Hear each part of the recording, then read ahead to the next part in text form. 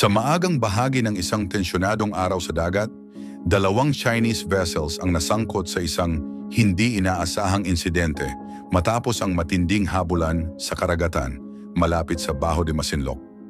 Ayon sa Philippine Coast Guard, ang dalawang barko ng China ay mabilis na sumusunod sa isang barkong patrol ng Pilipinas nang isa sa kanila ay gumamit ng water cannon na tila sinadyang gawing hadlang upang pabagalin o pigilan ang habulan. Hindi ayon sa plano ang kinalabasan. Sa gitna ng kalituhan, nagbanggaan ang dalawang Chinese vessels, dahilan upang biglang tumigil ang kanilang sabayang paggalaw at parehong napilitang magbago ng direksyon. Ang barko ng Pilipinas na nananatiling mahinahon sa pagpapatakbo ay nakaiwas at umalis mula sa mismong lugar ng banggaan. Napansin ng ilang nakasaksi na bihira ang ganitong pangyayari, lalo na't kilala ang mga ganitong uri ng barko ng China sa kanilang maingat na galaw sa sensitibong karagatan. Ayon sa Coast Guard, ito ay halimbawa ng kung paanong ang tuloy-tuloy na paghabol at paggamit ng matitinding taktika sa dagat ay maaaring mauwi sa di inaasahang resulta. Sa mga oras na iyon, isa pang tensyonadong eksena ang naganap. Sa isang hiwalay ngunit kaugnay na insidente, isang barko ng Philippine Coast Guard ang kinailangang umiwas ng mabilis mula sa malakas na tubig na ibinuga ng isa pang barko ng China. Dahil sa maagap na reaksyon ng tripulante, naiwasan ang mas malalang epekto sa kanilang operasyon. Ipinakita nito kung gaano kabilis na ang karaniwang patrol ay maaaring maging isang hamon sa West Philippine Sea. Kasabay ng mga pangyayaring ito, nagbigay ng matatag na pahayag ang Pangulo ng Pilipinas. Sinabi niya na hindi uurong ang Pilipinas at hindi aalis ang mga barko nito mula sa Scarborough Shoal sa kabila ng tumitinding insidente sa pagitan ng dalawang bansa. Ipinaliwanag niya na mahalaga ang presensya ng bansa sa dagat upang mapanatili ang karapatan at tungkulin nito sa mga lugar na iyon. Ang kanyang pahayag ay nagsilbing panatag sa publiko na nagpapakita ng matibay na paninindigan sa gitna ng umiinit na sitwasyon sa karagatan. Ang banggaan ng dalawang Chinese vessels, pag-iwas sa malakas na water cannon mula sa isa pang barko ng China, at matibay na pahayag mula sa leader ng Pilipinas ay bumuo ng malinaw na larawan ng kasalukuyang kalakaran sa isa sa pinakamahalagang maritime zone sa Timog Silangang Asya. Para sa panig ng Pilipinas, hindi lamang ito usapin ng paglalayag, kundi ng pagpapanatili ng tamang direksyon sa kabila ng panlabas na presyon. Ang pangyayaring nagbanggaan ang dalawang barko habang hinahabol ang isang barkong Pilipino ay nagpapakita ng panganib kapag nagsasagawa ng maniobra sa malapitang distansya sa ilalim ng tensyonadong sitwasyon. Ayon sa ilang maritime analysts, ang ganitong mga insidente, bagamat mabilis lamang mangyari, ay maaaring magkaroon ng pangmatagalang epekto sa rehiyon. Bawat pangyayari, maging ito man ay banggaan, pag-iwas sa water cannon o matatag na pahayag, ay nagdaragdag ng bagong kabanata sa patuloy na kwento ng West Philippine Sea. Anyway, mga kapupong sa ngayon ipinagpapatuloy ng Philippine Coast Guard ang kanilang patrol at nananatiling malinaw na ang kanilang mga aksyon ay alinsunod sa layunin ng bansa. Bagamat matagal ng bantay sarado ang mga tubig sa paligid ng Bajo de Masinloc, ang mga kamakailang kaganapan ay paalala na kahit ang maingat na operasyon sa dagat ay maaaring magbago ng takbo sa isang iglap, at ang mahinahong paglalayag ay kasing halaga ng matatag na paninindigan. So, may pangalan yung NFA, pero kanino binenta yung stocks? Ba't walang pangalan? Yeah, you're right. Wala nang smuggler, pero ang tawag na sa kanila ngayon, broker and fixer. Hindi lang naman messaging, siguro action po, Mr. President, Your Honor. Para sa ganon ay yung mga nabibingi po na hindi na makarinig, pag inalog mo naman siguro, baka mas lalo pong malakas ang message na ating may bibigay. Salamat po, Mr. President. Salamat po, Your Honor. Majority Leader. Mr. President, the gentleman from Nueva Ecija and Camarines Norte, Senator Robin Hood Padilla, is also seeking the floor. I move that he be recognized, Mr. President. Yes, before I recognize Senator Robin Hood Padilla, Senator Erwin Tulfo wants to be recognized as the gentleman from Palawan. Senator Robin Hood Padilla, Mr. President, thank you. Is recognized. Maraming salamat po, Ginoong Tagapangulo, at sa ating pinunong Mayurya. Happy birthday. Kung marapatin po ng aking pinsan, Senator Erwin Tulfo, kung maaari lang po ako makapagtanong.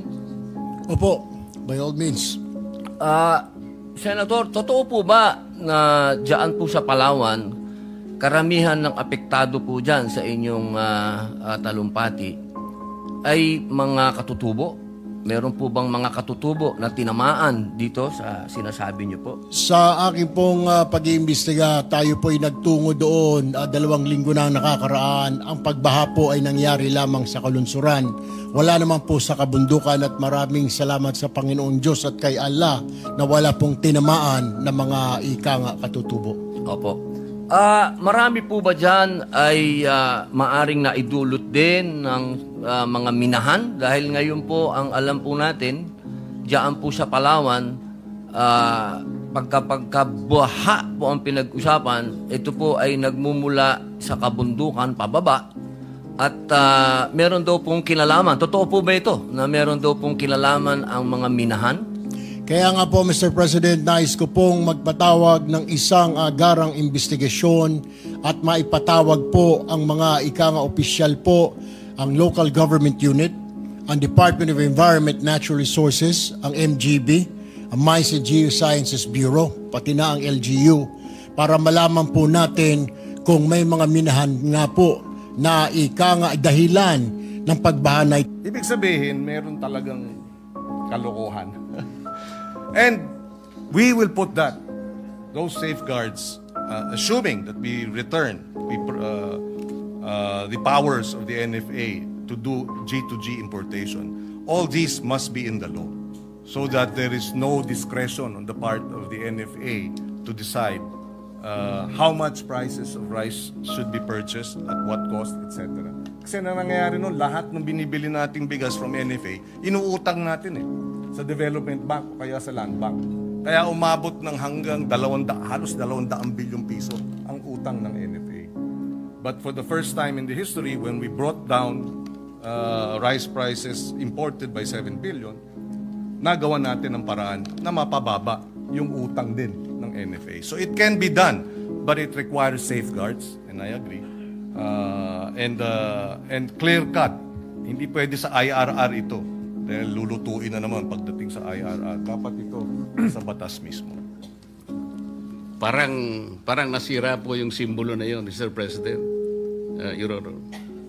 Ano po ang iniisip po ninyong gawin, Mr. President, Your Honor? Sana po ay maimbestigahan po itong sa lalong madaling panahon. Inimbestigahan na po ng ating kasama. Dito po sa inyong committee, sa Blue Ribbon Committee, sapagkat ang involved dito ay mga opisyalis ng ating gobyerno. Lalong-lalo po of course, sa DPWH. At masagot ko lang po yung inyong katanungan kanina dun sa mga undersecretaries na nabigyan pa ng karagdagang trabaho. Kung maaari lang po, Ginoong Pangulo. Base sa mga department orders namin nakuha, na-promote pa ho si Engineer Loretta Maluan from Regional Director in Regional Office 2 to Assistant Secretary for Regional Operations in Luzon. Si Nery Bueno po ay dating Regional Director din sa Region 2 at na-promote bilang Assistant Secretary for Regional Operations in Visayas and Mindanao. At si Eugenio P. po ay dating ASIC lamang bago naging Undersecretary. Ganon din po si Yusek Ador Canlas. Salamat po sa impormasyon, Mr. President, Your Honor. Meron po kayong binanggit na retrofitting. Ang ibig po nyo sabihin, Mr. President, Your Honor, ito pong tulay ng Kabagan na ito ay maliban po sa ito'y ginastusan ng pamahalaan, yung retrofitting, ginastusan pa rin po ng ating pamahalaan. Opo, ginastusan pa rin po ng ating pamahalaan. Pagkatapos po ng 2 gastusan, ito po ay bumagsak. 3 gastusan, hindi lang 2. 3 nga po. Ang retrofitting po, ang ibig sabihin po ng retrofitting, para sa pagkakalam ko, hindi po ako inhinyero, no? Sa pagkakalam ko, is to strengthen the structure, Ginoong Pangulo. Pero, gastusan na ng gobyerno ang retrofitting, bumagsak pa rin after so many weeks. Kaya, nakakagulat at gumastos pa ho ng 400 million ang ating gobyerno for the retrofitting cost, Ginoong Pangulo. Babagsak po talaga yung Dapat po, sa aking palagay, dapat po ang contractor po ang dapat mag-shoulder ng expenses ng retrofitting, hindi po ang gobyerno. So 3 beses pong gumasta ang pamahalaan, Mr. President. Opo. RBCO stands for River Basin Control Office, Mr. President. Tama po. I believe this is the lead government agency to implement any integrated project in regard to the management and development of river basins. We cannot complete the task of addressing problems regarding this issue, Mr. President, Your Honor, if we do not call this office. Ito po ay isang maliit na opisina naka-attach sa DENR. Ngunit ito ang hindi napapansin ng ating mga kababayan na siya ang merong mandato sa lahat ng ating mga ilog dito sa ating bansa. Ang katunayan po nito, may kinalaman ito para sa ganon ay maayos natin ang pagbaha sa ating bansa. Para magkaroon tayo ng integrated and comprehensive measures para ating ma-address ang pagbaha ng ating bansa. So ang Palawan ay isa lamang po, Mr. President, Your Honor. Kailangan po nating integrate ang lahat po ng ating gawain para maproteksyonan ang lahat ng ating mga komunidad na umaasa sa ating mga kailugan, sa lahat ng ating tributaries, at the same time protecting them for the sake of environment. Sana po, Mr. President, Your Honor, ay maisama nyo sa listahan ang napaka-importanting opisinang ito na kung tawagin ay River Basin Control Office.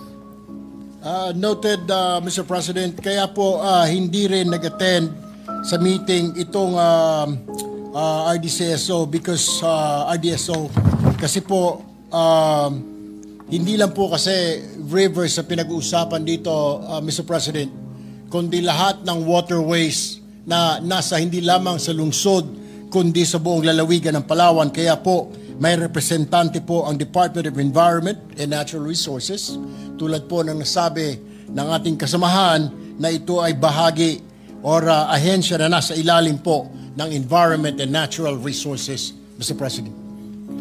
Mr. President, Your Honor, sinabi po ninyo, let this chamber send a strong message that no one, not even powerful individuals or business, can place private interests above public safety, ecological balance, and the rule of law.